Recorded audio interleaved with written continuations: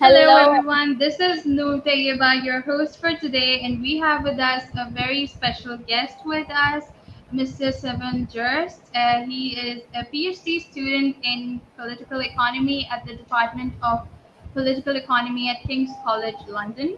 He has an interdisciplinary background in economics, political science, and philosophy with degrees from London School of Economics and Political Science and the University of Mannheim. Previously, he also studied and worked at Harvard University, Duke University, St. Petersburg State University, and University of Taiwan. So, on behalf of Read Pakistan, I welcome you to this show. Thank you.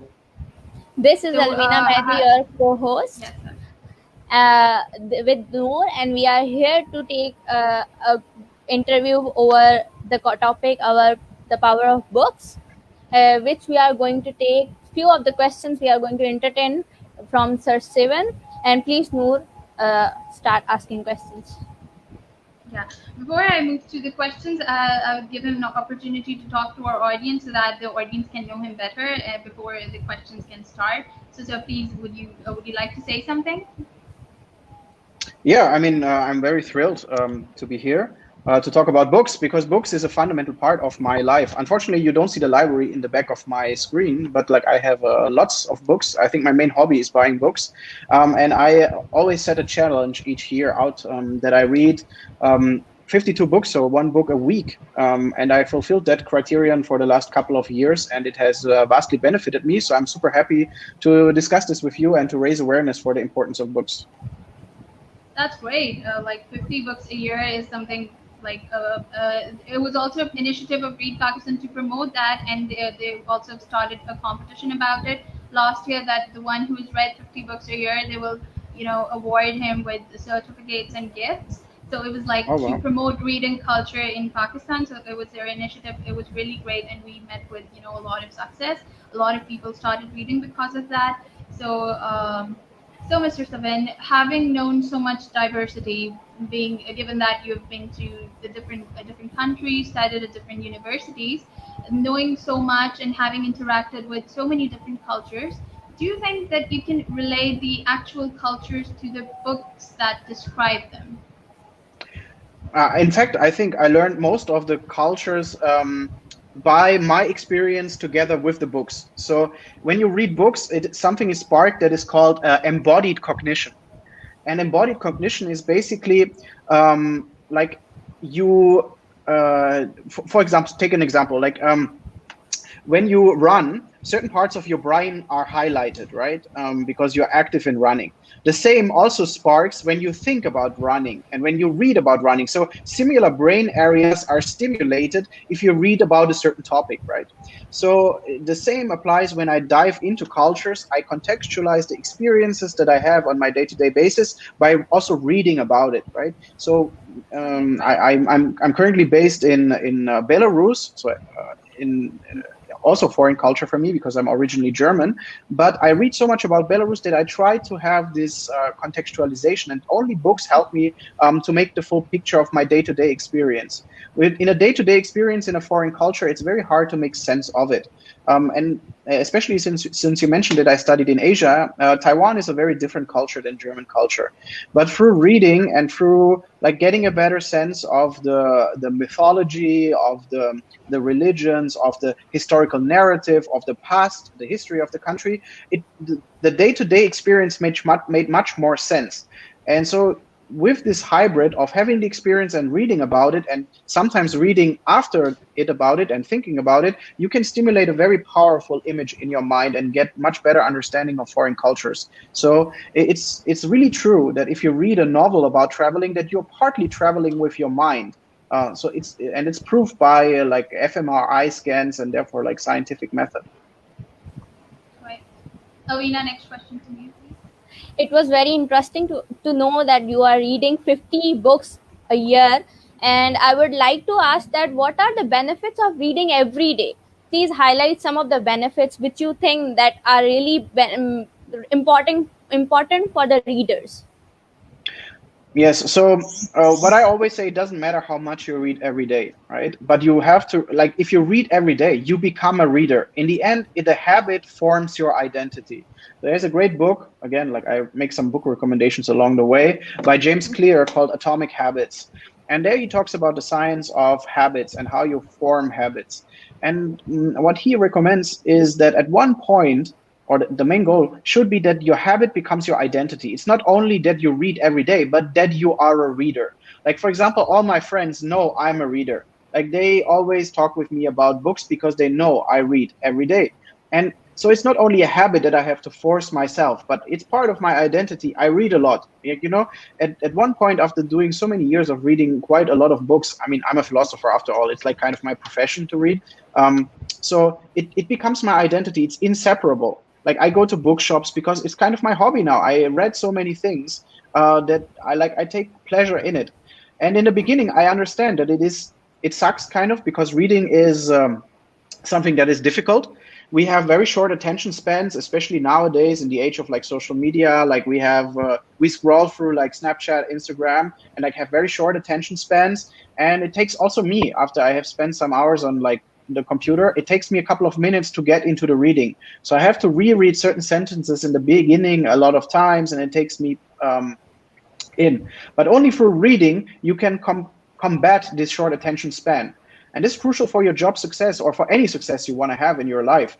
Because like with 15-second intervals of an Instagram story, you cannot build a business. You cannot write a dissertation. You cannot like build a country. You know, you have to build attention span to work on a difficult problem for long periods of time. And reading teaches you that skill. Like, just 30 minutes uninterrupted reading is one of the crucial skills you can build. So reading doesn't only give you all these experiences and like the nice pleasure, but it is also a skill that you develop, like attention span and like expanding your attention span. So what I'm saying basically is there are a lot of benefits linked to reading in terms of also your skill development. So and for that, it doesn't matter. It doesn't always have to be the hardest book, right? Like, read some fantasy fiction if that is your jam. But if it makes you a reader, it forms your identity, it builds up your attention span, you will get over time to the I would say more challenging books, and the one that will really change your life in fundamental ways. It's great that how you describe that being a reader is also an identity for people. Like, people think that it's a part of their pride to introduce themselves as a lawyer, as a doctor, but nobody introduces themselves as I'm a reader, like a reader. So you give a tag to it, which is pretty cool. So it's like a new thing that I learned from you today. But and think of the people that you know as readers. Like, these are like most of the time people we admire because they are knowledgeable, right? Or like they can make recommendations. Like, for example, I read a blog by Tyler Cowen, who's like he has a blog called Marginal Revolution, and his major thing is that he reads books. I mean, he's a crazy fast reader, but he reads hundreds of books each year, and he makes recommendations. He's known to be a reader. He's a resource person for everybody in the community. And you want to also be that person, right? Like, you want to be looked upon as somebody who has something to share. And again, this needs some part of being an identity. Exactly. So having such a diverse educational background, I was just studying your biography, which is like encompassing of a lot of different universities, different disciplines. So this certainly means that you must be reading just as diverse, related to different subjects. So which subject appeals you the most as far as book reading is concerned? Well, I read diverse, and I think that's my major advantage. So I don't think that there's one thing that is appealing to me. I can have periods where I read only like philosophy books or whatsoever, and it's very challenging. But I cannot read 100 pages of philosophy a day. After a couple of pages, my mind is exhausted, and I jump around. And I think having reader as an identity allowed it to me that I jump from books to books. So I never start a book and then have to finish it. I basically start, read, and then I take on other books along the way. Sometimes the same day, sometimes within the week. Sometimes I don't finish a book for months.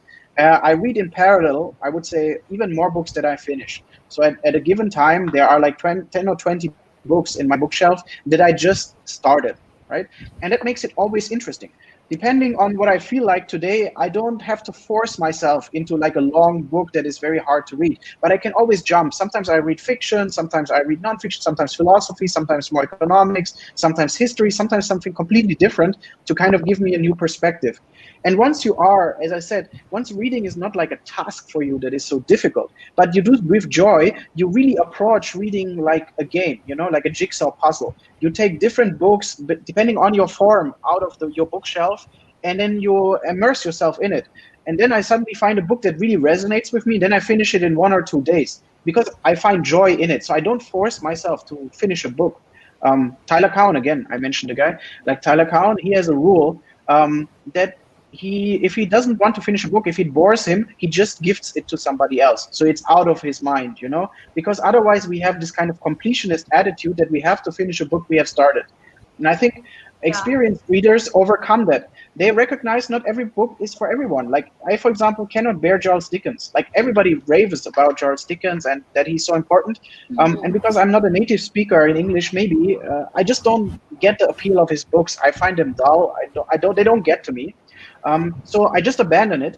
If it's after 10, 15 pages or like 20 pages, nothing for me, I go to another book that I enjoy with greater joy, and it motivates me once again, and I want to read more. And then I find it, like, as I said, my major hobby, and that gives me kind of stimulated every day. Every day I approach, like, with happiness, my bookshelf, because there's something new and interesting each day. That's great. Another question is like books reading by reading books, they give us some of the powers of life. What do you think that what kind of power a book can give us? For example, I'm giving you an example, like it gives a life to a depressive person, kind of these kinds of powers. Please explain us to us that what kind of powers books can give us to us. Well, there are, I mean, very many different aspects that books can bring. So, like, I'm a philosopher, as I Definitely. said, mainly by discipline.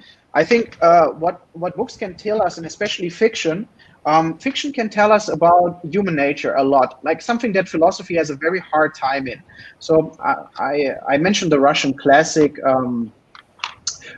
Crime and Punishment by Dostoevsky. And in Dostoevsky's novel, there is a criminal, he commits a crime. Okay, and the way he feels after this crime is very vividly described. And no philosophy book can describe that feeling of guilt that Raskolnikov feels in that situation. So what Dostoevsky does through the character development, through the whole novel that is like, I don't know, like 600, 700, 800 pages long, depends on the translation, this is something we cannot extract by scientific methods or by anything else. It is because we read with this character, or we are with this character for like an extended period of time, hours and hours, and these authors carve the realities out of them, and they are able to extract something fundamental about human nature, human transactions, Definitely. human relationships that is very hard to convey in abstract terms in a philosophy paper of, let's say, 20 pages, or like to discuss. It's the power of a story. So I think what books can do is that they, by the medium itself, take us on a journey most often. And the journey is where the author wants to take us. And in that, they often extract something fundamentally interesting and something that we cannot extract otherwise. I don't think that there's any other medium who can give us these deep learnings, because a movie is 90 minutes. You cannot extract so much in 90 minutes. Like an Absolutely. Instagram story, you cannot extract anything in 15 seconds. Yeah, right. A book can take us and grasp us for hours and hours, and we can revisit certain passages, and like different people take different aspects of the wording that we are using in the words. So I think that is a fundamental thing that I always say no other medium can do. That's great. So it always fascinates me that people who are, have been to different cultures and have known different cultures, so they can better compare it, like compared to a person who has been throughout his life been at one single country or had been in one single, but you have studied at different universities, and so you have naturally been able to understand different reading cultures. So you have understood that one country's reading culture and another country's reading culture, they're both different. So how would you compare those reading cultures throughout all of those places, and how much in your opinion has those cultures affected those societies that you have interacted with?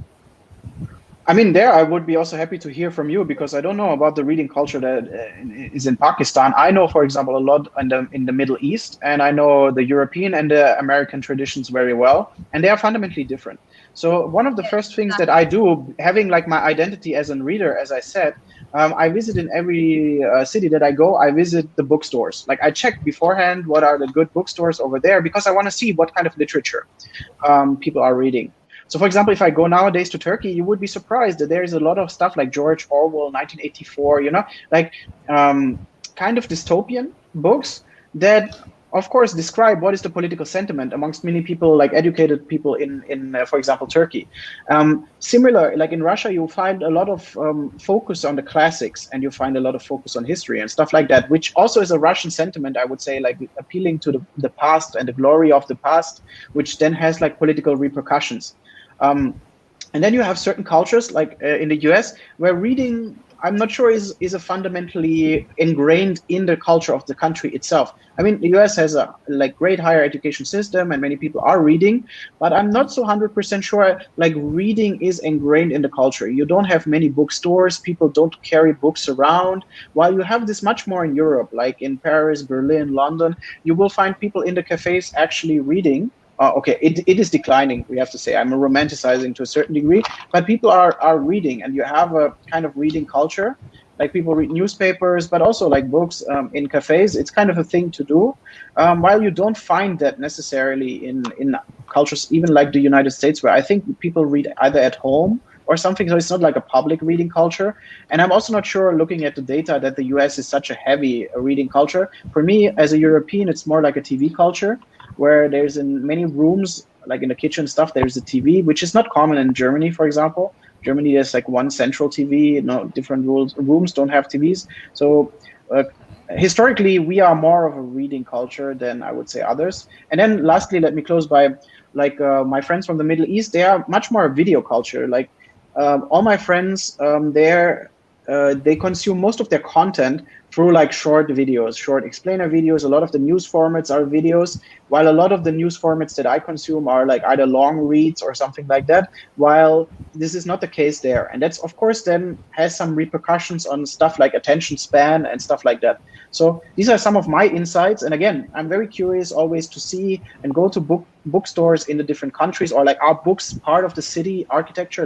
Are they prominent there or not? And so I don't know about Pakistan. How would you judge? In Are there many Pakistan, bookstores? it's like you were. It's also more like based on internet, more based on ebooks. People don't like to spend much on books. They would be really happy if you send them, an ebook, so they would read it. But that too, not too much. And most of the information that they get and consume is basically through internet, short videos, short movies, and the cultures interactions is mostly based on TV, internet, and all of this. Reading culture is really little over here. So that is the motive of our organization, Read Pakistan, to motivate it to, you know, bring the books to the places where there are not many books, to build libraries. So they're doing a great job, and hopefully they will be improved in coming years. I mean, I also, again, I look also at, of course, libraries. Like, what are the presence of libraries, and like, are people using libraries? And some of the cities that I grew up in, the centerpiece of the town or the city is like the building of the library, and it's like kind of a social hub. But it's much declining, and I don't want to romanticize Europe. It's still like in decline. Reading becomes more and more like a hobby of the affluent or whatever, like it still remains like a nerd culture. So I think it's declining, although it's still very prominent. So you go to any city, we have beautiful bookstores and people browse it. And I think that's fundamentally, like, I also read on the Kindle, but I think there is something about browsing books in a bookstore to get inspiration and to Yeah, like be in contact with the medium of a book that we should not Definitely. disregard. And I think that is part also of course, cities. Like, I think a city with a reading culture has its independent bookstores, has its big, beautiful bookstores that inspire you and like make your appetite for reading, right? Okay. So another question is, how do you think that how does reading affect in the life of a reader? Like, what effect or impact does it bring in a reader's life? how the mind is expanding or spreading or opening up through reading. Yeah, I think what people will say is like, or what a reader will often see is there are compound or like benefits of reading. So there's something called heightened connectivity. For me, it is easier now to read books, especially nonfiction books, because I can understand all the references, right? It's like once you have a base knowledge, once you have like some basic readings, you understand like the connectivities that people are drawing. And that's not only about in terms of academic references, but you will contextualize a lot of things much more easily. If you have read your first Russian novel, you understand your second Russian novel a little bit better. And if you have read 5 or 6 of them, for me, it just makes much more sense. I can anchor the experiences and like what these authors are talking about much better. So for me, it is the benefits of long-term reading are just so incredible because it flows much more naturally. It's like you don't have to make all the hard work that you have to do in the beginning when you go into a new genre, but you understand all the references.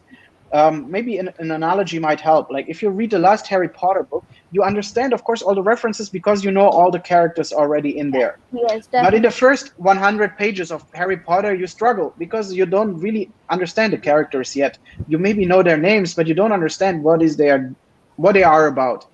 And this is reading in generally, it's true. You understand certain claims that authors make much better because you can anchor it to something else. Like something else you have read. And this kind of connectivity in your brain can also be tested again in fMRI scans. But everybody who has read for an extended period of time will always tell you it's just much easier once you have the basis out there. So the biggest advice that I always have to people is just start. Abandon books when they bore you and just continue reading. Start and get going. And then you will see the compound interest. And once that becomes part of your identity, it flows naturally. That's great. Yeah, that's true. So, when you've been reading the books for mere pleasure, for your own, like you said, the book that you like, you would find joy in reading, and you would, continue to read it. And other books that might be more related to your discipline, but they are not, much interactive, and you do not find like you can communicate with them, so you would give up on reading them. So the books that you read merely for pleasure, have they helped you too in your professional life? Well, first of all, you have to ask, should everything help you in the, like, I'm big in the productivity space, right? Like I always had a thing like, how does certain things help me, Like there's also like one of my YouTubers that I watch, he had a video like how reading fiction novels like make me more productive. First of all, you have to ask yourself, is that really the goal that you want to have, right? To always be productive? I'm not sure, but even if you view the world through this perspective, reading just expands, as I said, your attention span. Like once you read a cheap fantasy novel and you read 30 minutes because you're so immersed in it, like you rewire your brain. Again, like social media is cutting our attention span so short that any effort that you make for like having prolonged attention on one task, this will be of your benefit. And I see that with my students because I also was teaching at King's. They like the very short bits, like you assign them a video or you assign them like a very short task. They enjoy that because reading 20, 30 pages of academic literature is a torment today for people. Because, like your mind goes off, you read the first sentence and you're still there. With something else that you did, maybe like watching Instagram or something. And you have to force yourself in it. And again, like reading cheap fiction might help you to train that even better. So even in the most mundane pleasures, you might get some productivity outcomes. There's a good book by Cal Newport called Deep Work. And he basically hammers this idea home. He argues that most of modern works in the information age is knowledge work that rewards deep work, where you focus your attention for 1 or 2 hours very deep on a specific problem, right? And most people cannot do that. They cannot focus for 2 hours on one specific problem. So you will have a competitive advantage if you can do that. And everybody who read ever for like 2 or 3 hours straight, like fiction, has this skill, and that's something that you can train with that. However, I don't want to only do it about a productivity level, because I think there's something beautiful about like novels and like some fiction that you just read for the mere pleasure of what people can do with words. So like the admiration, of course, it boosts your vocabulary, it boosts your creativity whatsoever. But sometimes you just like, it's really joyful. It relaxes you. Like you go through, I read at the moment like a novel on Minsk, like the capital of Belarus. It's just beautiful what these people can do with words, and they gave me so much new inspiration how to think about certain things. So it relaxes me, like to let my mind go off on a journey that is not reality, right? So it's incredibly rewarding. Right. So before your next question, Alvina, I would like to add some comments too, because there are just so many comments pouring in and in. So I'd like to just add a few. It's one that, being a philosopher, what will you suggest how to read philosophy? Yeah, that's a good question. Reading philosophy, especially academic philosophy, is very difficult. And therefore, I would say pace yourself. Don't be too ambitious. I had a task for a while to try to finish one paper a day. And that sounds very little, right? Like a paper is in academic terms like 25 to 30 pages.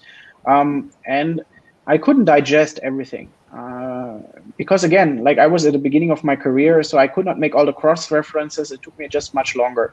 So in the beginning, don't overdo it. Like if you just read 5 pages and you do it regularly, that's something I highly advise. And then the second thing is, if it's for academic purposes, so first of all, not being too ambitious. So that's the first learning. If you then do it for academic purposes and you want things to stick, I recommend this book. I don't know whether you see it. It's called How to Take Smart Notes by a German author. So wait, Sven. So it's a good book. It gives you some hints how to take notes, and I highly recommend this because not reading is not enough. If you want to do philosophy, you have to try to understand these complex ideas. So it's not like a fiction thing, like where you go on a journey. You want to understand the fundamental insights with your own words. So make sure to take notes and try to rephrase in your own words what the author is saying.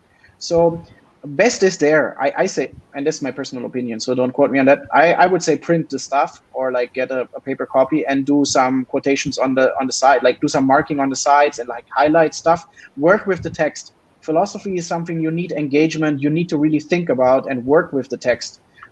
So this is maybe different than like a fiction text, as I said, or like some shallow nonfiction. Like for philosophy, not being too ambitious, go thoroughly through and then work with the text. And again, no philosopher reads hundreds of pages a day. One friend of mine who's like one of the smartest philosophers I know says his limit for philosophy is 50 pages a day.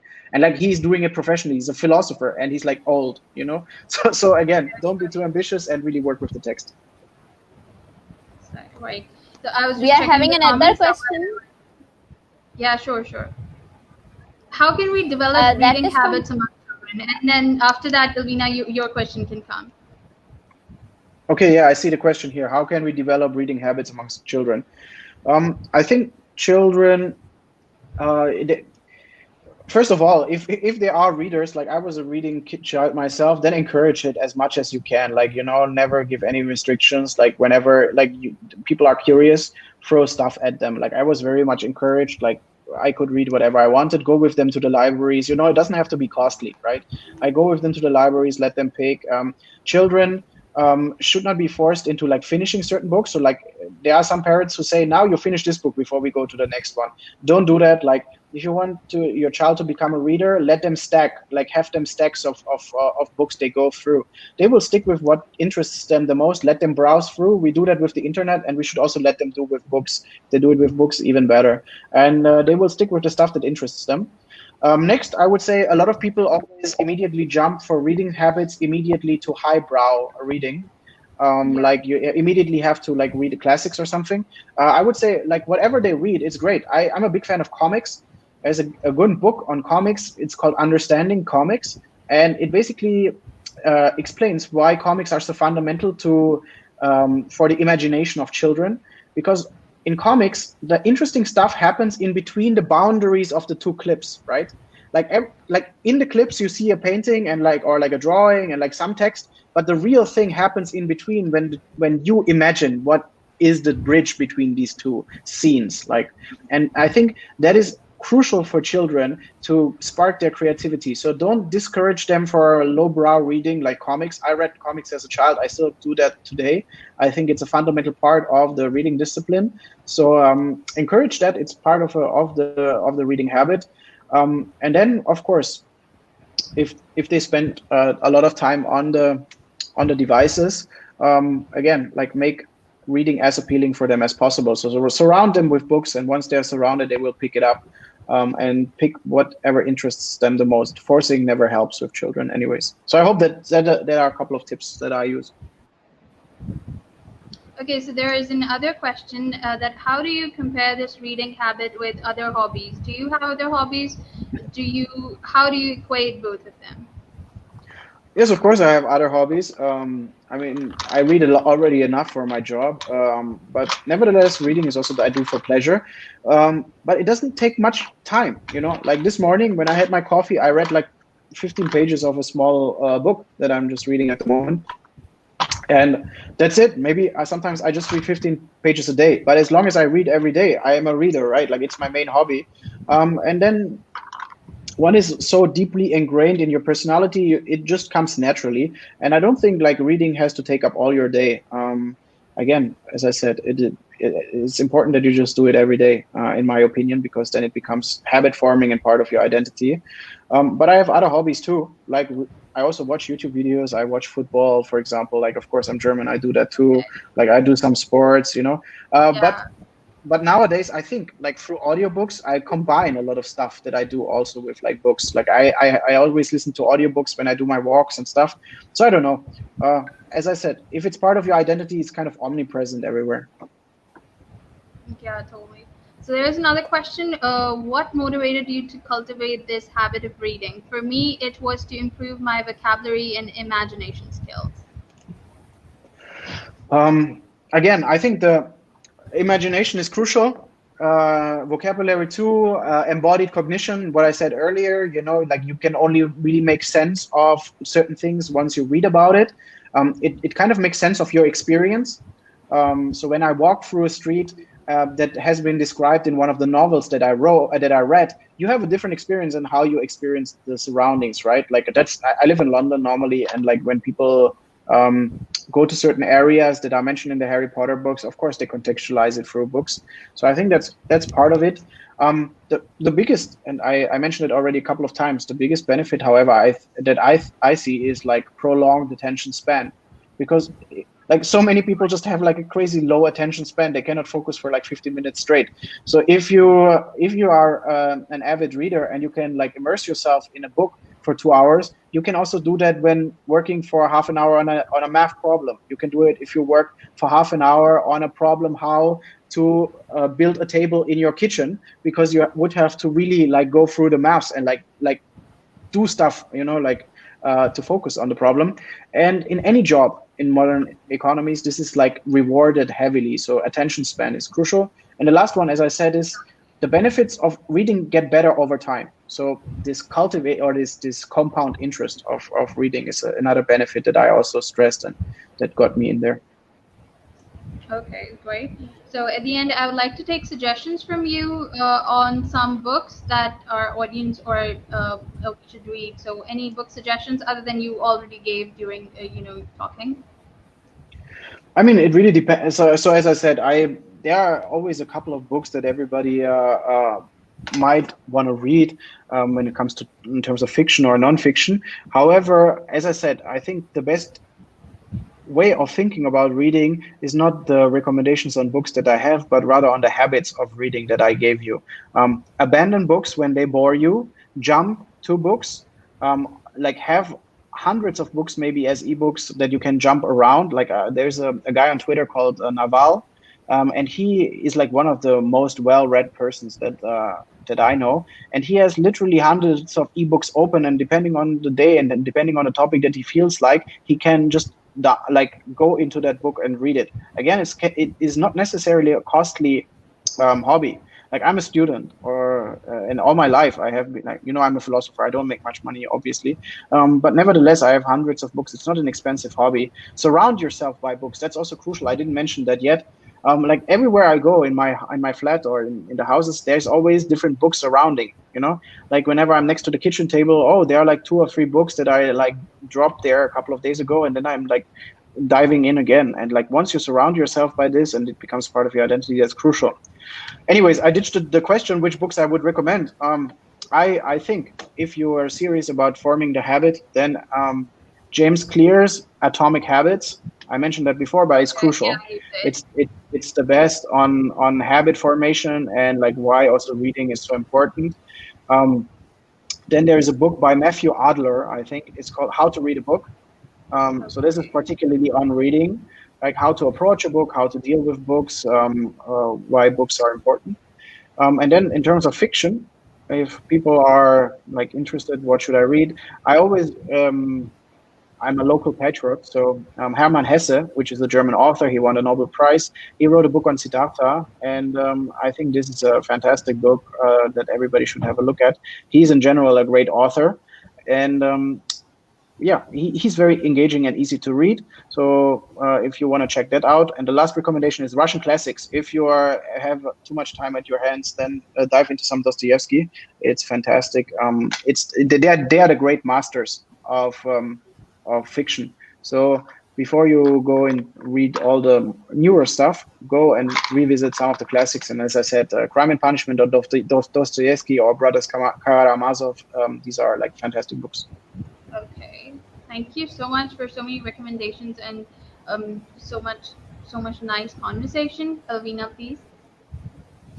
Yeah, thank you very much. It was a great time for having you here on the platform of Read Pakistan. It was very important for us to discuss this topic, the power of books, because Pakistan is having a very low reading culture in our youngsters especially. So the Read Pakistan is promoting reading culture in our society, and it's trying its best to reach our goal. And thank you for having us and giving us that much time and the recommendations and suggestions and your experience that you have shared with us. It was really great and an incredible time with you. Yeah, and as I said, I applaud your efforts. I think also maybe for youngsters, especially gamification is cool, like to make some competition out of reading. I do that too in my, like on Goodreads. I guess all of you are familiar with the platform. On Goodreads, you can do every year a reading challenge, and like it motivates me. Like I do that for like whatever many years now, but nevertheless, always motivates me to reach bigger heights. And I think it's cool to gamify, like to maybe also link to the earlier question, maybe to go into competition with your children, like who can read more books. So cool stuff.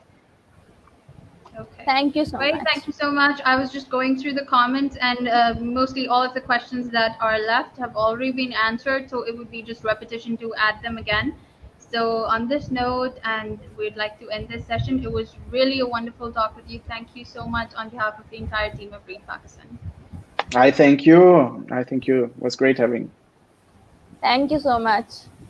Have a good day. Yeah, same to you. Thank you. Have a